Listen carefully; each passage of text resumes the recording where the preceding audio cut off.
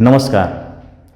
नीमच का बहुचर्चित अक्षय गोयल कांड जो पहले अपहरण फिर तस्करी और बाद में षड्यंत्र के रूप में सामने आया, इस पूरे मामले में जनप्रतिनिधियों, नेताओं, मीडिया और क्षेत्र के बुद्धिजीवी वर्ग द्वारा पुलिस की भूमिका पर सवाल खड़े करते हुए मामले में संलिप्त दोषी पुलिस कर्मचारियों के खिलाफ कड़ी कार्रवाई करने की मांग उठाई गई।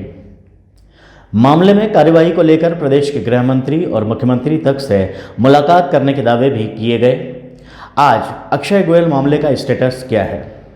नीमच पुलिस पर पिछले कई वर्षों से तस्करों से सांठगांठ, अफीम के झूठे प्रकरण बनाने, निर्दोष भोले भाले किसानों को फंसाकर उनसे रुपयों की अवैध वसूली करने के आरोप लगते रहे हैं। अक्षय गोयल कांड हाई प्रोफाइल मामला होने की वजह से विधि विशेषज्ञों और आम जनता के मन में उम्मीद जागी कि इस बार कड़ी कार्रवाई होगी और दोषी पुलिसकर्मी सलाखों के पीछे होंगे। लेकिन ऐसा होना तो दूर, पुलिस पारदर्शिता के साथ अक्षय गोयल मामले की पूरी सच्चाई तक जनता के सामने नहीं ला पाई है। निर्दोष अक्षय गोयल को तस्करी में फंसाने का मामला भोपाल तक पहुंचा। परिणाम मगर हमेशा की तरह ढाक के तीन पात ही नजर आ रहा है। इस मामले के पूरे घटनाक्रम और जांच के नाम पर लिपापोती से पुलिस पर से जनता का विश्वास उठ गया है। अक्षय गोयल मामले में पुलिस का सारा सूचना तंत्र फेल हो गया था। जिले के 3 थानों की पुलिस के साथ पुलिस अधीक्षक मनोज कुमार राय स्वयं जिस अक्षय गोयल को खोज रहे थे, उसे पुलिस का एक सब इंस्पेक्टर और 4 आरक्षक किसी अज्ञात स्थान पर टॉर्चर कर रहे थे। इस पूरे मामले में अक्षय गोयल को न्याय दिलाने के नाम पर राजनीतिक रूप से श्रेय लेने की होड़ भी दिखाई दी। श्रेय की इस होड़ में मुख्यमंत्री शिवराज सिंह चौहान और गृह मंत्री नरोत्तम मिश्रा के नामों और उनसे मुलाकात के फोटो का भी उपयोग किया गया। अक्षय गोयल मामले में जनप्रतिनिधियों का अपने ही जिले की पुलिस पर नियंत्रण और पुलिस कप्तान मनोज कुमार राय पर भरोसा नहीं था। शायद इसीलिए कैबिनेट मंत्री ओम प्रकाश सखलेचा, नीमच विधायक दिलीप सिंह परिहार और मनासा विधायक माधव मारू ने गृह मंत्री नरोत्तम मिश्रा और बाद में मुख्यमंत्री शिवराज सिंह चौहान तक से मुलाकात की और दोषियों के विरुद्ध कार्रवाई करने की मांग की। इनसे पहले भाजपा जिलाध्यक्ष पवन पाटीदार ने भी गृह मंत्री से मुलाकात की और मंदसौर विधायक यशपाल सिंह सिसोदिया ने भी विभिन्न माध्यमों से दोषियों के विरुद्ध कड़ी कार्रवाई करने की मांग उठाई। इन जनप्रतिनिधियों द्वारा मुख्यमंत्री से यह मांग और मुलाकात 20 नवंबर को की गई।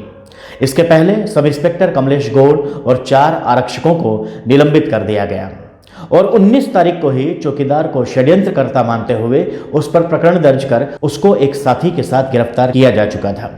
मगर पुलिस की इस नाम मात्र की कार्रवाई पर संदेह उठा और एक दिन बाद 20 नवंबर को मंत्री ओम प्रकाश सखलेचा और विधायक गण ने मुख्यमंत्री से मुलाकात की। समाचार जारी किया गया कि अक्षय गोयल मामले में मुख्यमंत्री ने जांच के आदेश दिए हैं।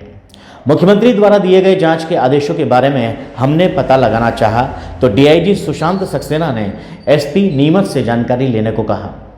नीमच एसपी मनोज कुमार राय ने कहा कि अक्षय गोयल मामले में पुलिसकर्मियों की भूमिका को लेकर 18 तारीख को ही सीएसपी को जांच सौंपी थी और इस मामले में अलग से मुख्यमंत्री या गृह मंत्री से उन्हें किसी भी तरह की जांच करने के आदेश नहीं मिले हैं। अब सवाल यह उठता है कि एसपी मनोज कुमार राय की जांच से असंतुष्ट मंत्री ओम प्रकाश सखलेचा, विधायक दिलीप सिंह परिहार और विधायक माधव मारू द्वारा बताए अनुसार अक्षय गोयल मामले में जिस जांच के आदेश मुख्यमंत्री ने दिए थे, वो जांच आखिर कर कौन रहा है? जब मुख्यमंत्री ने किसी को जांच के निर्देश ही नहीं दिए तो विधायकों और मंत्री जी ने अपने क्षेत्र में यह बात क्यों फैलाई? एसपी मनोज कुमार राय द्वारा पहले से ही एक जांच सीएसपी राकेश मोहन शुक्ला को सौंपी गई है, जिसकी शुरुआती अंतरिम रिपोर्ट के आधार पर 20 नवंबर की सुबह एसपी मनोज कुमार राय ने 4 आरक्षकों सहित कमलेश गौड़ को निलंबित कर दिया था। संभावना है कि सीएसपी राकेश मोहन शुक्ला अगले 1-2 दिनों में इस जांच की अंतिम रिपोर्ट एसपी नीमच को सौंप देंगे।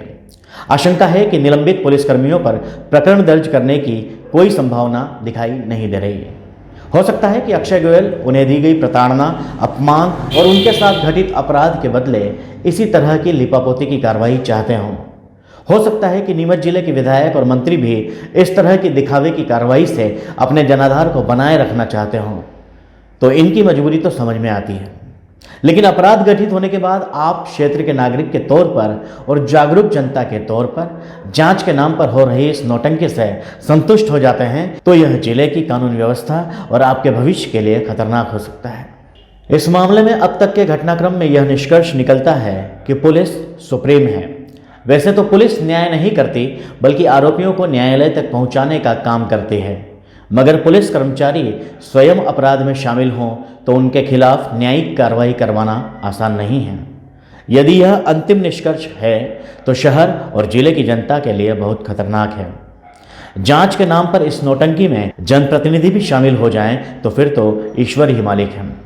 सवाल पीड़ित को न्याय दिलाने का ही नहीं, बल्कि नीमच पुलिस की खोई हुई साख को वापस पाने का है। कानून के जानकार बताते हैं कि इस पूरे मामले में पुलिसकर्मियों की भूमिका को मात्र कदाचरण मानकर विभागीय जांच या कार्रवाई की बजाय न्यायालय में प्रकरण दर्ज होना चाहिए।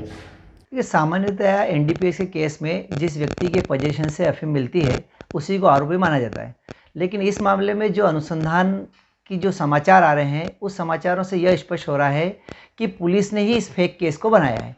और पुलिस ने इस फेक केस को बनाने के लिए जावस से नीमच आकर आरोपी को उस अक्षय कुमार को उठाया, अक्षय को अपने निजी प्रीमाइसेस पर रखा। और किसी व्यक्ति को उठाकर ले जाना अपहरण है, किसी व्यक्ति को घर पर बंदी बनाकर रखना उसको धारा 341 आईपीसी का ऑफेंस है। किसी व्यक्ति को झूठे केस बनाना एनडीपीएस का समान आशय से अपराध बनता है।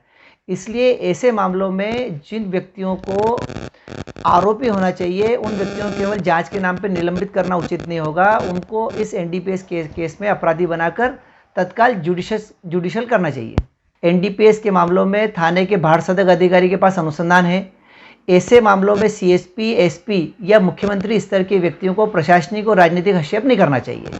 ये गंभीरतम अपराध है और गंभीरतम अपराध में अनुसंधान करना, साक्ष्य एकत्रित करना केवल थानेदार का कर्तव्य है। ऐसे में एसपी के प्रतिवेदन का एविडेंस में कोई वैल्यू नहीं है और इस प्रकार के वैल्यूएशन से केवल कदाचार मानना उचित नहीं होगा। यह आपराधिक कृत्य है। किसी व्यक्ति के खिलाफ झूठा प्रकरण बनाना, अपहरण करना, घर में बंदी बनाकर रखना यह आपराधिक कृत्य है और आपराधिक व्यक्तियों के विरुद्ध उसी प्रकार कार्रवाई होना चाहिए जिस प्रकार सामान्य व्यक्ति के खिलाफ कार्रवाई होती है। बल्कि मेरा तो यह मानना है कि यदि पुलिस इन्वॉल्व है तो और कठोरतम और जल्दी कार्रवाई होना चाहिए, क्योंकि अनुसंधान में साक्ष्य के प्रभावित होने की ज़्यादा संभावनाएं होती है। मैं हूं कपिल सिंह चौहान और आप देख रहे हैं MP360।